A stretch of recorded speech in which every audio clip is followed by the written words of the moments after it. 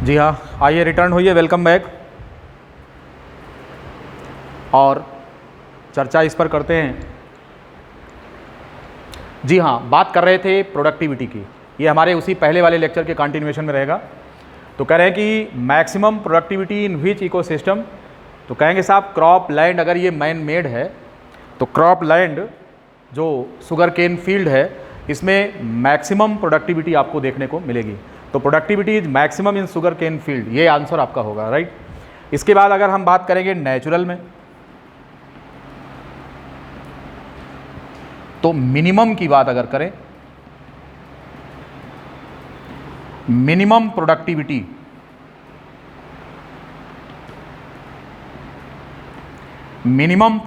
तो it is in sea water.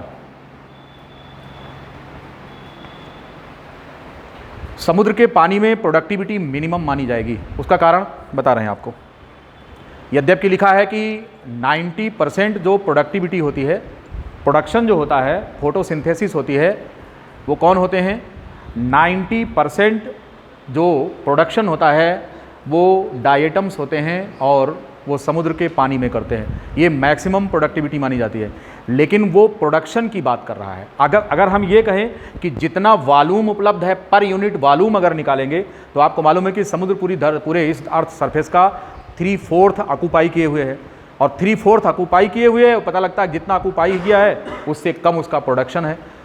तो जितना उसके लिए वॉल्यूम उपलब्ध है उतनी प्रोडक्टिविटी नहीं है। तो with respect to the space availability the sea water is of minimum productivity. तो सी वाटर इकोसिस्टम जो होता है ये मिनिमम प्रोडक्टिविटी का होता है और मैक्सिमम मैन मेड होता है क्रॉप लैंड जो शुगर केन का है। अब नेचुरल में अगर हम बात करें कि नेचुरल में प्रोडक्टिविटी का क्या हिसाब है, तो आप देखेंगे जो स्वैम्स होते हैं, दलदल, मैनग्रोव्स की अगर हम बात करें तो यहां पर प्रोडक्टिविटी मैक्सिमम होती है नेचुरल में।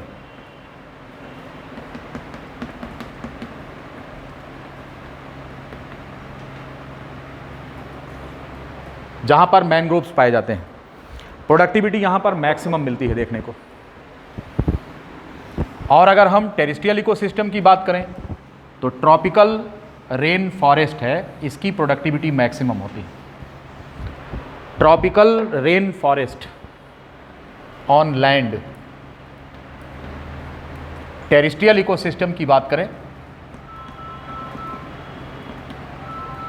टेरेस्ट्रियल नेचुरल,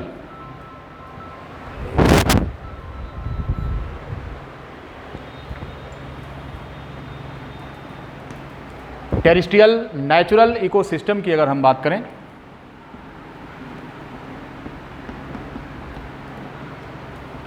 तो फिर tropical rain forest.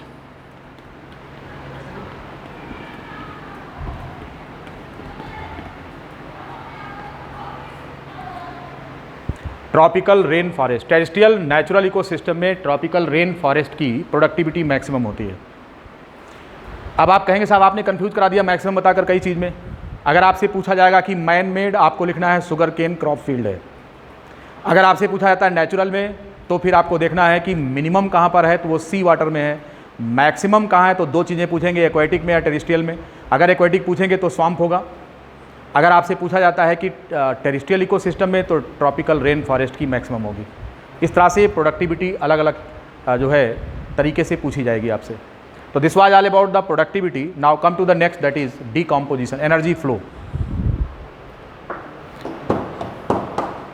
Energy flow in ecosystem. मैंने आपको बताया था कि 4 हेडिंग में इस चैप्टर को स्टडी करेंगे। पहला था प्रोडक्टिविटी,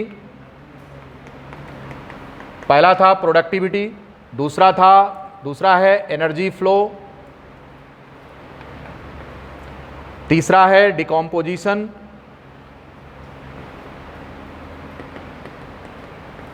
और चौथा है nutrient cycling.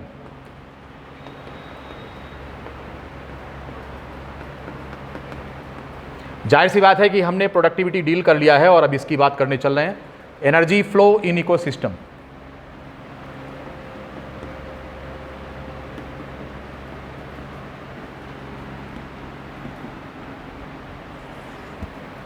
Energy flow in ecosystem, ऐसे नहीं पूछेंगे सवाल, उस पर बताना पड़ेगा मैन मेड पूछ रहे हैं क्या। और अगर ऑप्शन में आपको शुगर केन फील्ड भी लिखा है और ऑप्शन में आपको ट्रॉपिकल रेन फॉरेस्ट भी लिखा है तो शुगर केन फील्ड मैक्सिमम होगा। ठीक है, इस तरह क्वेश्चन पूछेंगे। आप ले आइए, इस प्रकार के कई क्वेश्चन आए होंगे, पिछले पेपर्स उठाइए और उनमें मिल जाएंगे आपको। तो करें एनर्जी फ्लो इन इकोसिस्टम। तो सबसे पहले हम बात करेंगे कि एनर्जी का मतलब क्या है। इकोसिस्टम में एनर्जी की ज़रूरत निश्चित रूप से सिंथेसिस से है, फोटोसिंथेसिस से है। Energy required for synthesis of food,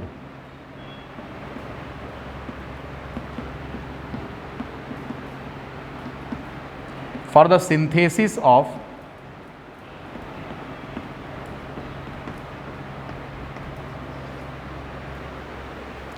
भोजन के निर्माण के लिए, फूड सिंथेसिस के लिए हमें एनर्जी की ज़रूरत पड़ती है। तो energy required for the synthesis of food year. अब बात करेंगे कि ये जो सिंथेसिस हो रही है वो कितने तरीके की है।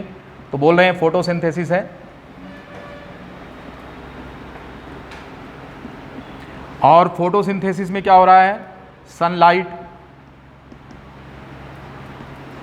Used as the ultimate source of energy.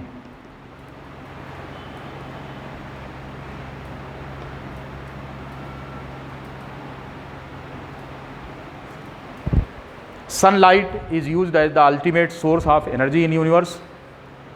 और यहां पर दूसरा है chemosynthesis.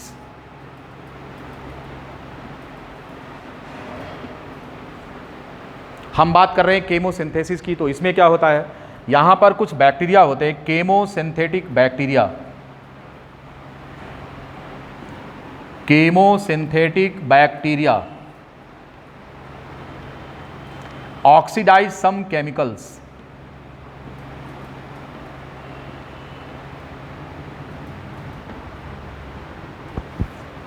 Chemosynthetic bacteria oxidise some chemicals to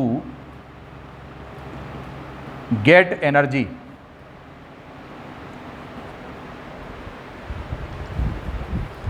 for food synthesis। इस तरह से एनर्जी का उपयोग दो तरीके से किया जाता है। पहला है लाइट एनर्जी, जो कि सूरज की ऊष्मा है, इसका उपयोग करते हैं, सन लाइट का इस्तेमाल करते हैं, इसको बोलेंगे फोटोसिंथेसिस। और दूसरा जो होता है दैट इज़ केमोसिंथेसिस। इसमें कुछ केमोसिंथेटिक बैक्टीरिया होते हैं जो कि इनका यूज किया जाता है फूड सिंथेसिस में। केमोसिंथेटिक बैक्टीरिया कुछ केमिकल्स का ऑक्सीडेशन करते हैं, इस ऑक्सीडेशन से एनर्जी जो प्राप्त होती है उसको यूज करते हैं फूड सिंथेसिस में। ठीक है, हम जिस एनर्जी की बात कर रहे हैं वो सनलाइट की एनर्जी है। आइए और इस पर चर्चा करें। सोलर स्पेक्ट्रम का केवल 50% पोर्शन जो होता है वो फोटोसिंथेसिस के लायक होता है।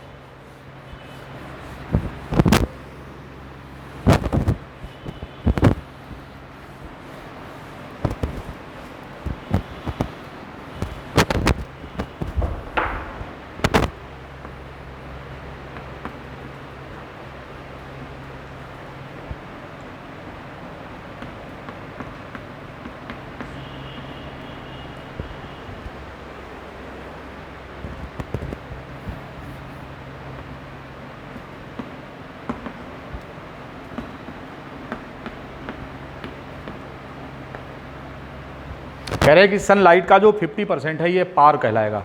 पार का मतलब what is PAR? PAR stands for photosynthetically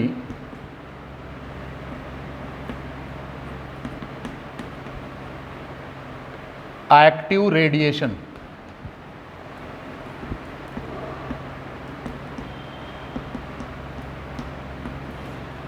it is known as PAR, photosynthetically active radiation. ये सूरज की रोशनी का 50% है जो कि फोटोसिंथेटिकली एक्टिव है, अर्थात इसका उपयोग फोटोसिंथेसिस में किया जा सकता है। परंतु प्लांट्स करते कितना इसका यूज़ है? प्लांट्स इस एनर्जी का 2 to 10% उपयोग कर लेते हैं फोटोसिंथेसिस में। 2 to 10%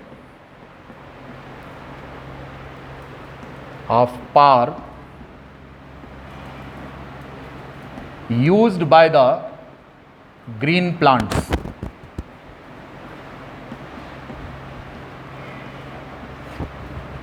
दो से 10% इस फोटोसिंथेटिकली एक्टिव रेडिएशन का पौधे उपयोग करते हैं, राइट। अब इस एनर्जी का ट्रांसफर जो होता है यहां पर होगा क्या कि जो लाइट एनर्जी होती है,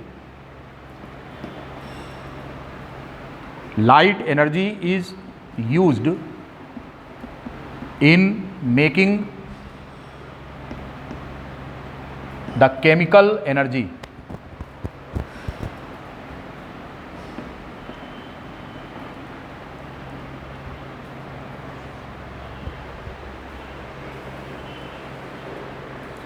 अब यहां पर जो लाइट एनर्जी और सनलाइट है, केमिकल एनर्जी कौन है, दैट इज एडिनोसिन ट्राइफॉस्फेट। यहां पर जिस लाइट एनर्जी की बात कर रहे हैं हम वो सूरज की रोशनी है, और जिस केमिकल एनर्जी की बात कर रहे हैं वो एडिनोसिन ट्राइफॉस्फेट है।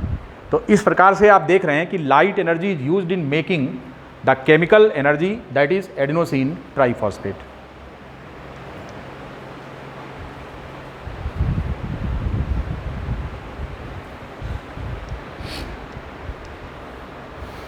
अब यहां पर एनर्जी ट्रांसफर कैसे होता है इसको आप जान लीजिए।